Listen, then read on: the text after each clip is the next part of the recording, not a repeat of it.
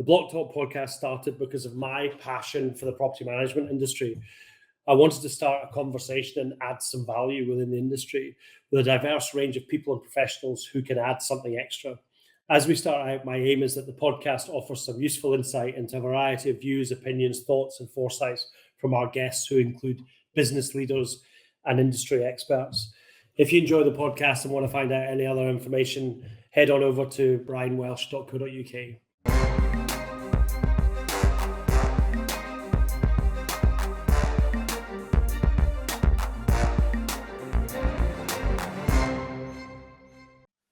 Hello and welcome to another episode of the Block Talk podcast with me, Brian Welsh. Today we have Jacqueline Borthwick, who runs a business called the Property Factor Professional. I've known Jack for, more years than I probably care to remember. That's not very nice. More years than I can remember.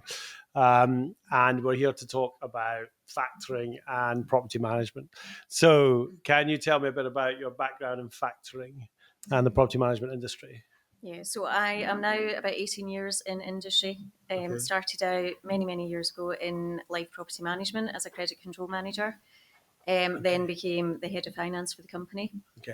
Roll on a few years, and we were then acquired by James Gibb Property Management. So spent a number of years in James Gibb dealing with their client account. Ultimately sitting on their executive board and overseeing, various elements of the company. With that came a lot of acquisitions. So exposed myself to something that I'd never exposed myself to before, and dealt with bringing in those acquisitions successfully into the James Gibb portfolio. So with that came a lot of financial diligence and understanding how other factors operated and what we needed to do to bring them in to keep with the smooth running of those developments under our management. Okay, cool. Right. So I know what you do, but you're going to have to tell us. So what inspired you to start Property Factor Professional then? And what kind of work do you focus on now? So it was something I've been thinking about doing for a while. It's something that I felt the industry was missing. There's nobody really doing this out there, acting as a consultant, and I had an opportunity to kind of take this leap, and I'm glad I took it, because it has allowed me to start to share my experience and my knowledge that I've gained across the years, and hopefully benefit other factors and other companies out there with their kind of process and procedure and just areas that are maybe creating some challenges for them, or implementation of new projects, things like that I can assist them with. Okay, so your background's finance. Finance. Is the majority of what you do finance? Predominantly. Over the years, I have been lucky enough to kind of touch in various elements of operational processes as well. So having that kind of overall understanding of how the whole company hangs together is beneficial for me. Because then you start to understand the impact of one department on another, and what you can do to help streamline processes that have multiple touch points across different departments. How did your experience as both a user and a consultant shape your view of the tools and system used across the industry? So as a user, I have always been very hands-on in the industry, which has been good. You understand right from the bottom up what people are working on, and what's maybe creating kind of challenges or frustrations for them. So it's good having that kind of in-depth knowledge of how systems and processes hang together and what we need in order to deliver the kind of excellent customer delivery that factors seek to deliver. And it is nice then as a consultant being able to kind of take all those learnings across the years and kind of impart that knowledge and help other factors with any challenges that they're facing. Okay, all right. Are there any common challenges? Do you find the same kind of thing across the industry? There are some common challenges. Do you want to talk about them? I'm not sure. I'm not sure my clients would want me to divulge what the common challenges are necessarily, but there definitely are some common themes that I see as I speak to people. The one thing that I would say, as much as there are common challenges that everybody's facing, there are solutions for all of them. So, a lot of the time it can just be having the right resource or the right knowledge in place to address those, but there definitely are solutions for all of them. Okay, good. I suppose you and I are kind of in a unique situation where we go and see multiple different people in the industry, and because we've been in multiple different or spoken to multiple different people in this industry, you find that there's actually not one way to do everything, right? There's multiple ways to do things. So it's about just finding the best way for that company. The other thing I think, and this came to my mind over the last couple of weeks, one of the things that smaller companies don't tend to do is actually have all their processes and procedures in place before they grow.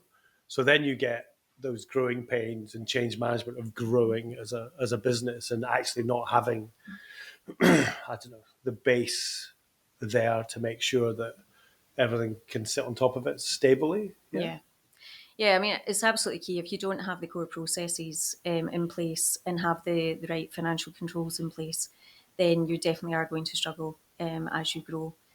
Having that base, having the strength in the systems and processes and the knowledge within the industry is absolutely key to the success of any company wanting to grow.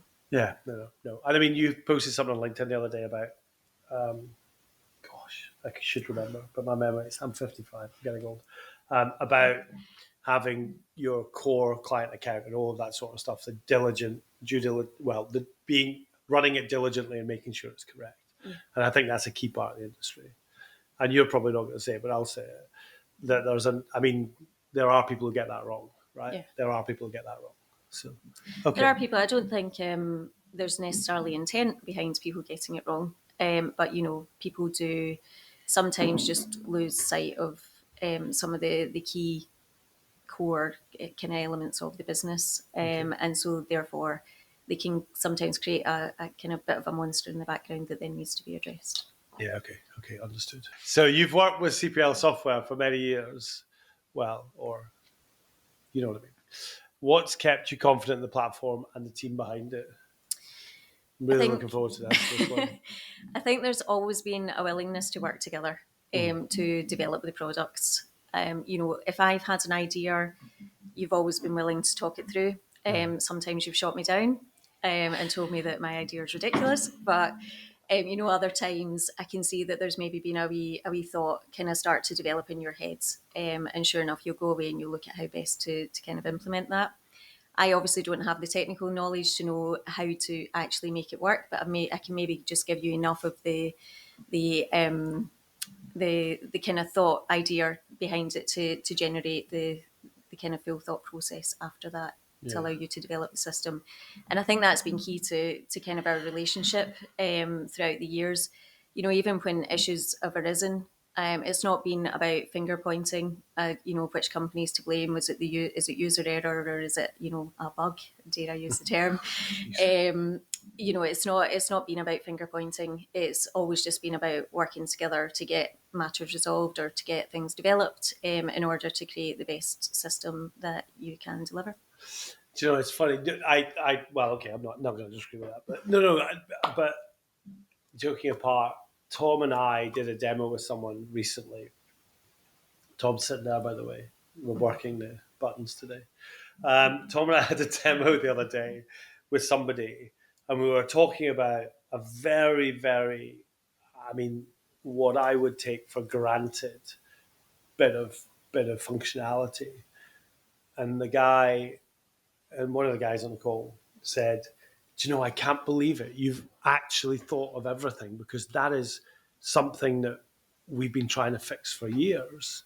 And it's like, and you've just got it there. And I'm like, okay, didn't seem that big to me, but obviously his current product didn't do it. And it made me think about it. And that is that, and I wrote I wrote a post on LinkedIn the other day, my first for a long time, actually, probably about 2.5 years. And I realized that I'd been in this industry for about 26 years, which I'm trying to convince people. Longer than me. Software industry, which I'm trying to convince people is less than half my age, but never mind. I'm not entirely sure. I can't work it out.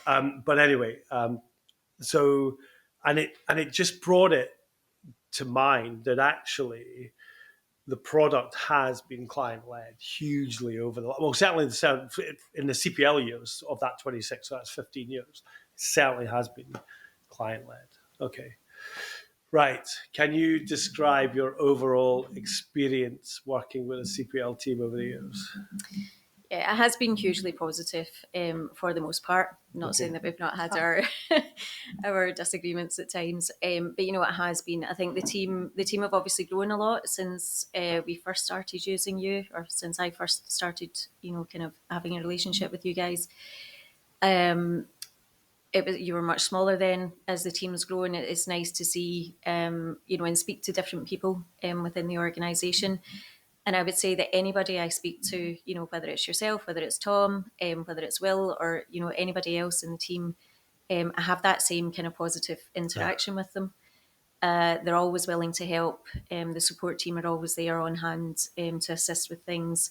Fran and her team are always great. I have a really hugely positive experience throughout the years with a lot of your team members. So it's not just, sometimes people only see the kind of key faces of a company. I think I've been lucky enough to, speak to people right throughout your organisation, and it has always been good. Cool. That's good to hear. Fran will be pleased she's the only one I got to mention, but never mind. So what does trust in a software provider look like to you, and how does CPL measure up?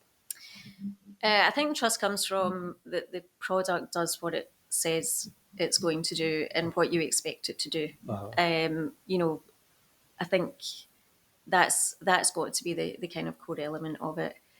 And, for the most part, that's what CPL does. As I say, we are always developing it, working with you to come up with new ideas. You guys are doing a huge amount of development work in the background as times progress, to continually deliver. This is a demanding industry that we work in. So, as the demands of the clients get better, the need for more efficient software is key.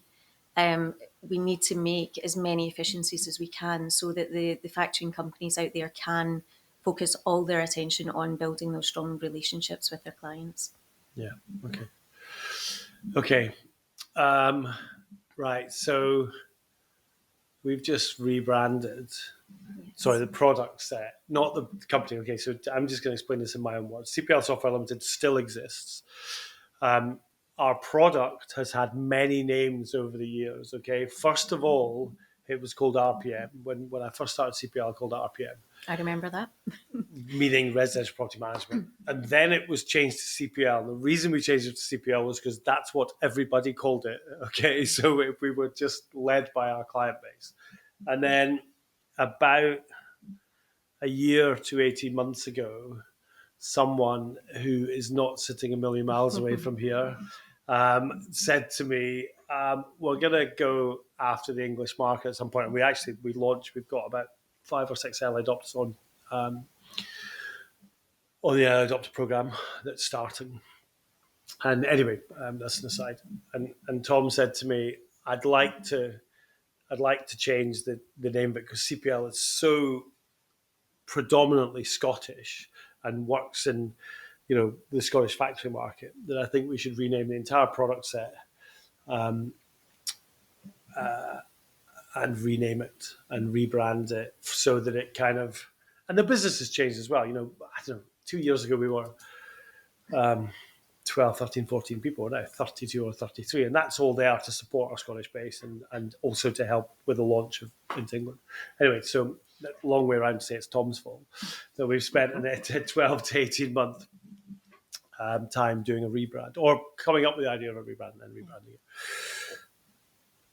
So when you first saw this took hours and hours and hours before you answered this to decide on, by the way. I remember the meetings with Tom and our old marketing person, Jax. So when you first saw the name Proptimo, what was your honest reaction? So I have been through that journey of RPM. When I first started using the product, it was RPM. Then I did manage to convert over to CPL. Probably just as I've got fully into the flow of CPL, I'm now having to change to Proptimo. To me, CPL is a strong brand. I guess particularly with your move into England, I do understand that CPL doesn't really, maybe doesn't resonate with the product as well. So you needed something that did, particularly when you are launching into the English market.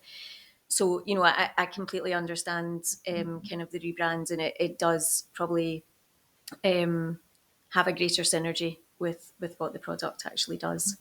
You It haven't given probably me your will honest take, reaction yet. it probably will take me a wee bit of time. CPL maybe runs off the tongue a wee bit easier. Yeah. I'll just need to get used to saying Proptimo now.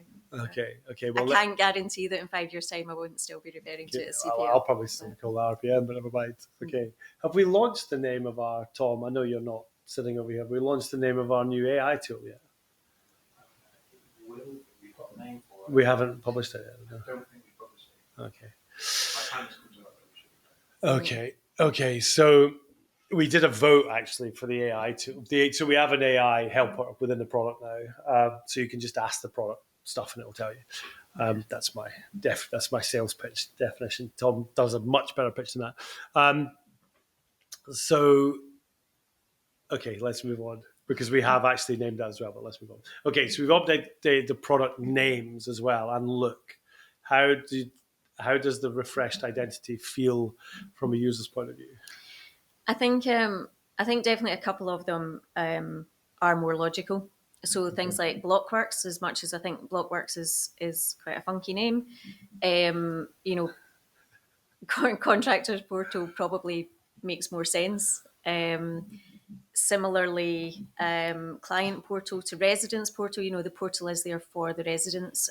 So it kind of makes sense. I think there's been a couple of obvious changes that just provide a wee bit more clarity on what each of those kind of sub-brands actually means for you. Okay. So, has anything surprised you, positively or negatively, about the rebrand? Not yet. Not yet. I am looking forward to what's to come. You know, I know fundamentally the product is staying the same. Okay. And that this is mainly kind of the names that are changing, but I'm quite sure that there's more in the background that we've yet to hear about. We needed to create, I guess, a springboard, and this is where we are, and this is where we're going. I mean, there's a whole raft of new functionality and product changes and features due out over the next. We do releases every 2 weeks now, so you can't really have this big bang, 6 months worth of work and go, wow, we've done all this. But every 2 weeks, and the tech we develop in means the developers can get a decent amount of software out in a 2 week sprint. Yeah. So there is a lot to come. I think that constant development of the product is good. And I know that there's other work, around what will now be the residence portal and things like that. Yeah. And I think these are all going to be really key elements for factoring companies going forward, because that interaction with the client is absolutely the key element to success. Yeah. Okay. All right. Moving on to kind of living with the software.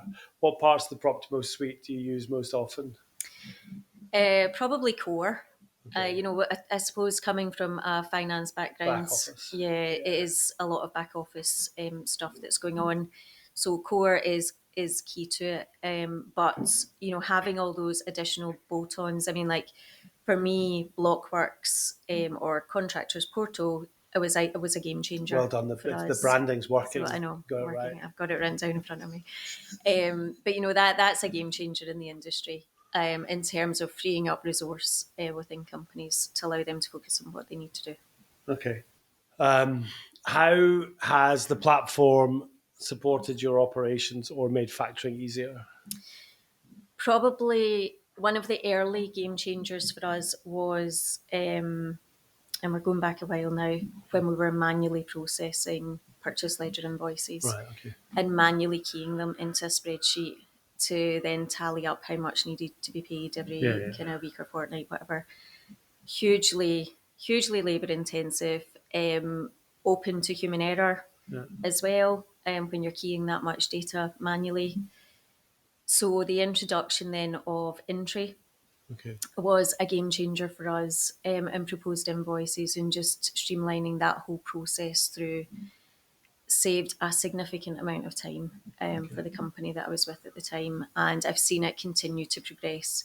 You know, the next stage of that is then Blockworks or Contractors Portal, where you're taking away the need for that member of staff to key in anything to the system. So, you know, watching that part of the system progress, the journey that part of the system's been on over the years, that in my view has been a real game changer, because where I was laterally and where I see some other companies now going back to that kind of manual processing just would have been completely unfeasible.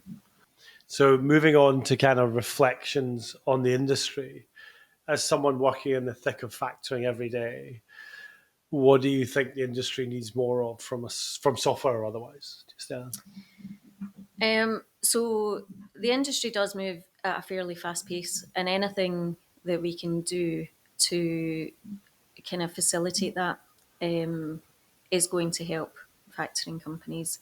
I think the introduction, you've touched on it earlier, the introduction of AI is again going to be another game changer within the industry. And I think that is going to be a key area for factoring companies to kind of home in on over the next year or two, or fear being left behind.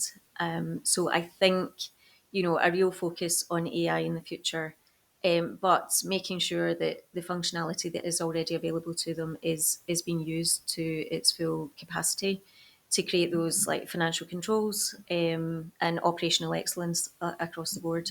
Okay. I think that's where companies really need to focus on, but moving with the times and getting that kind of built into the software as well is going to be a great kind of path forward. Okay. And thinking about the technology side of it, do you think technology is helping move the sector forward, and where does Proptimo fit into that picture? Yeah, I think again, homing in on that AI point, I think that's becoming a big part of everybody's lives. From the simplest things in your personal life, I know that I use things like ChatGPT in day-to-day things just at home. But you know, it's going to be so important in business now. And I think everybody needs to kind of pick up on that and work with creating the partnerships with CPL and or Proptimo and whoever else, what other partnerships they've got out there, bringing those all in under the one umbrella with the same common goal, and getting in place the technology and the efficiencies that come from using that technology. Okay. If you don't use it right, you're maybe going to end up in a bit of bother.